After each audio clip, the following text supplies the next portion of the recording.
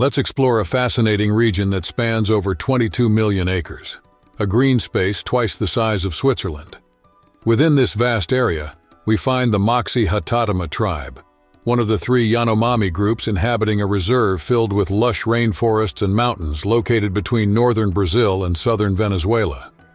This indigenous group is especially known for their resistance to external contact, preferring to remain isolated not only from outsiders, but also from other indigenous communities that share their expansive territory.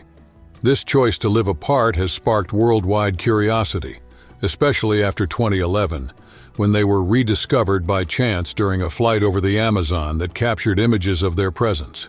Imagine life in this secluded enclave, surrounded by untamed nature, where they have chosen to remain separate not only from the outside world, but also from neighboring tribes. This decision reflects a culture deeply rooted in the desire for preservation and autonomy over their way of life and their land. The Moxie-Hatatama tribe lives in a remote part of the Amazon, where the dense forest canopy acts as a natural barrier, shielding them from outside diseases like malaria. The geographical isolation of their settlements makes them nearly invisible from above, a perfect camouflage that keeps them safe from many external threats. Despite their peaceful reputation, health and anthropology experts agree that it's best for the tribe to stay isolated. The risk of contact with the outside world is high, mainly because they could be exposed to diseases they have no immunity against. While they're technically protected by Brazilian government laws, their land faces growing pressure from invasions by illegal miners, estimated to be over 5,000.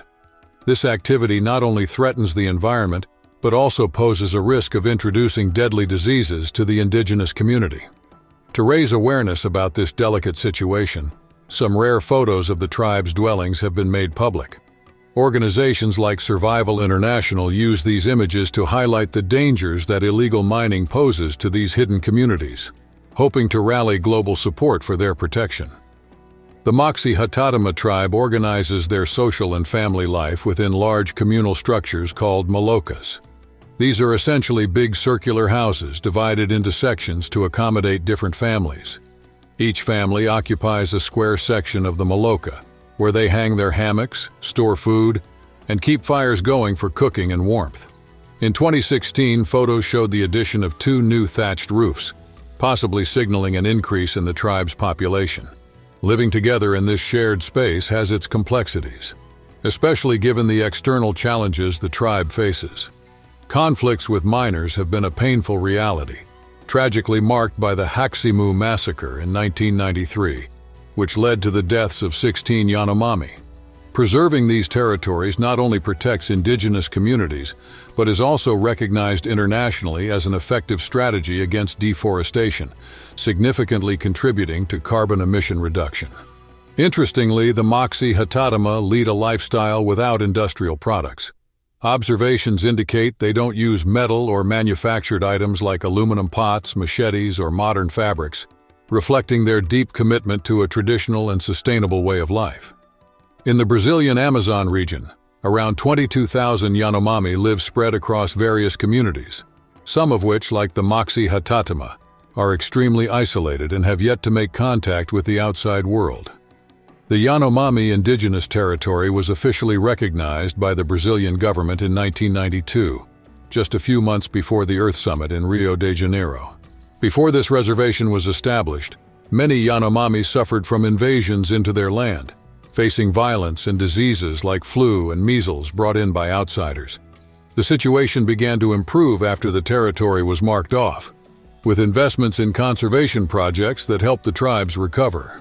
However, the region now faces new challenges, such as water contamination from mercury used in illegal gold mining.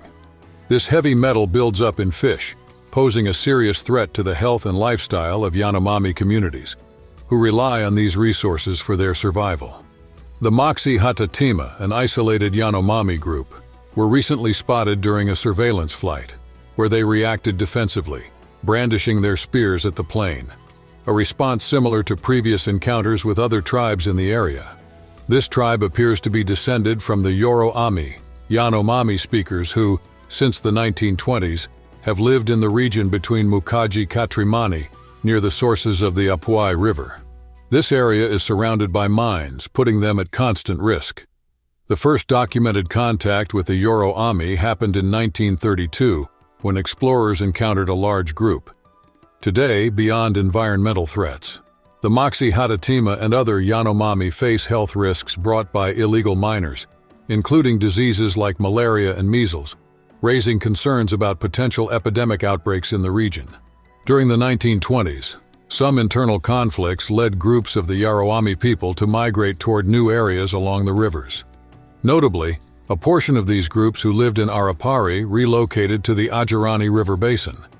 Their interactions with the outside world were marked by significant events, like a measles epidemic in 1968 and the construction of a segment of the Northern Perimeter Highway in 1973, which cut through their territory. The Yanomami, of whom the Yaro-Ami are a part, have a rich culture divided into at least 6 subgroups that share the same language family. They possess deep knowledge of botany, using around 500 types of plants not only for food, but also for building and maintaining their homes. Additionally, their daily activities include hunting, gathering, and fishing, and they cultivate cassava and bananas in large clearings within the forest. Shamans play a crucial role in indigenous communities as spiritual leaders.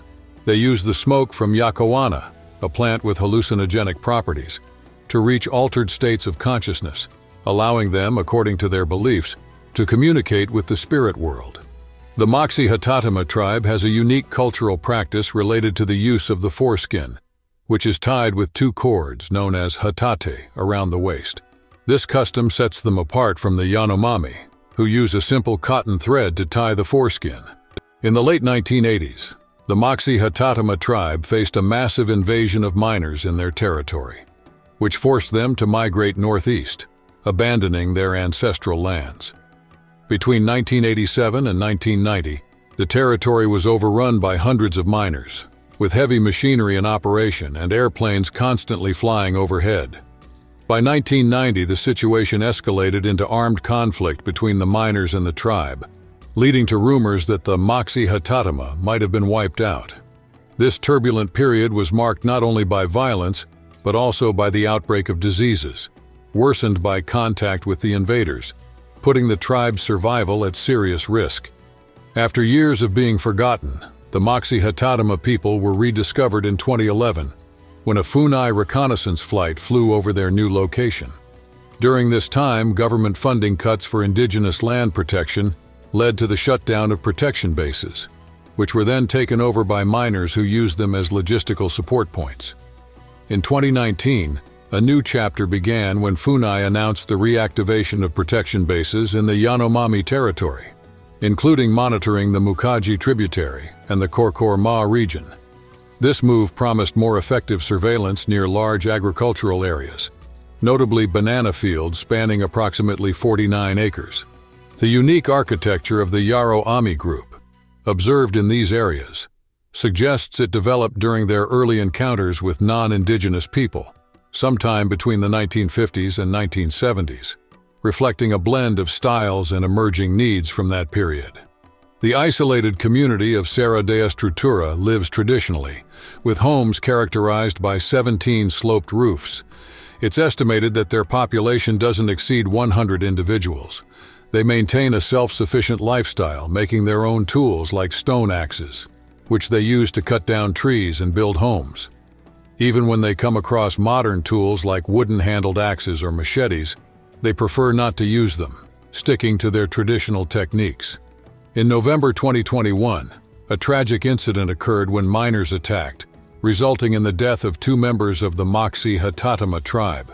The conflict broke out when tribal warriors attempted to drive the intruders away from a nearby mine, seeking to protect their ancestral land. Recently, a violent clash between miners and the Moxie Hatatima indigenous tribe led to a tragic exchange of arrows and gunfire.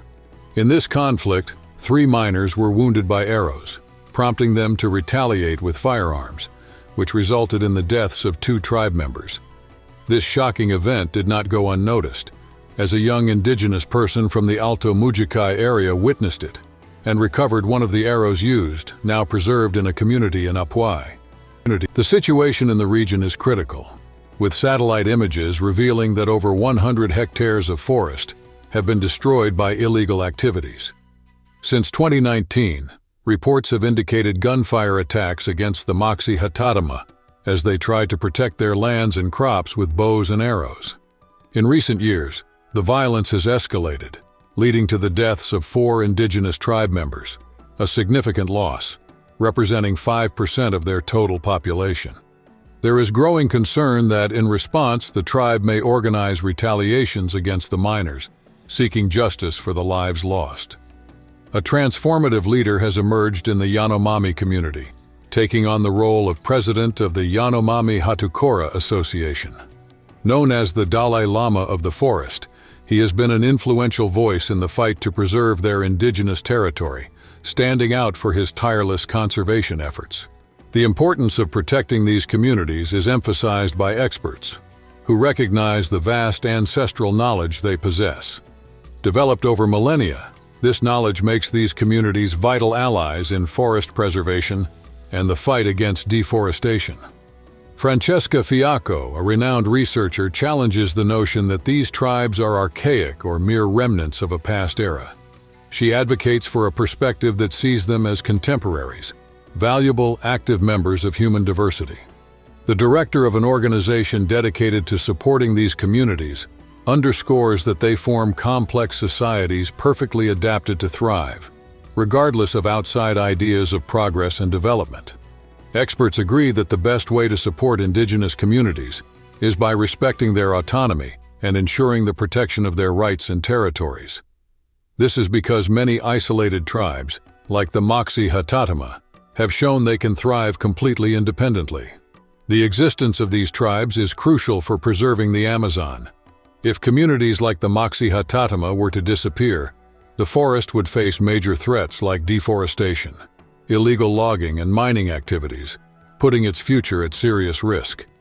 Had you heard about this fascinating Brazilian tribe before? What impresses you most about them?